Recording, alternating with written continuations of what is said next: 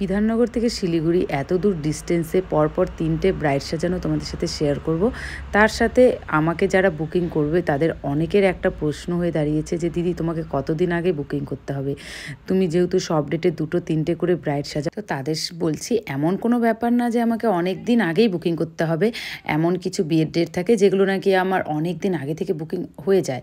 যেমন নভেম্বরে কিছু বিয়ের ডেট এখনও বুকিং হয়ে গেছে, জুলাই জুন এগুলো বিয়ের ডেট।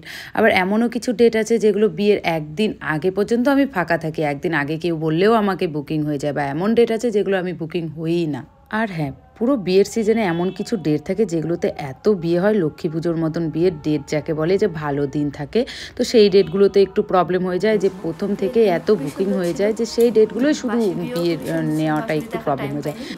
হ্যাঁ, তারপরে এমনও হয় যে আমি অনেক দূরে কোনো ডেট নিয়ে নিয়েছি যে কাছেরটা আর নিতে পারিনি, এরকমও হয়।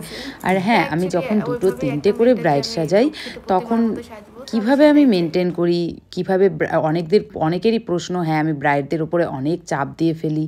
তো কী করে আমি 3টে-4টাও ব্রাইড সাজাই দিনে, কিভাবে আবার টাইম ম্যানেজ করি, সেটা একদিন তোমাদের সাথে আমি শেয়ার করব। কী করে আমি ব্রাইডদের সাথে কথা করতে করতে আমার 3টে ব্রাইডের লুকও কমপ্লিট। চলো, সবার শেষের ব্রাইডের ফিডব্যাক, সবার ফিডব্যাকগুলোই এত ভালো লেগেছিল। হ্যাঁ, আমি কতক্ষণে সাজিয়েছি, কিভাবে সাজিয়েছি সেটার থেকেও বড় ব্রাইডদের ফিডব্যাকটা, ওটাই সব থেকে আমার কাছে বেশি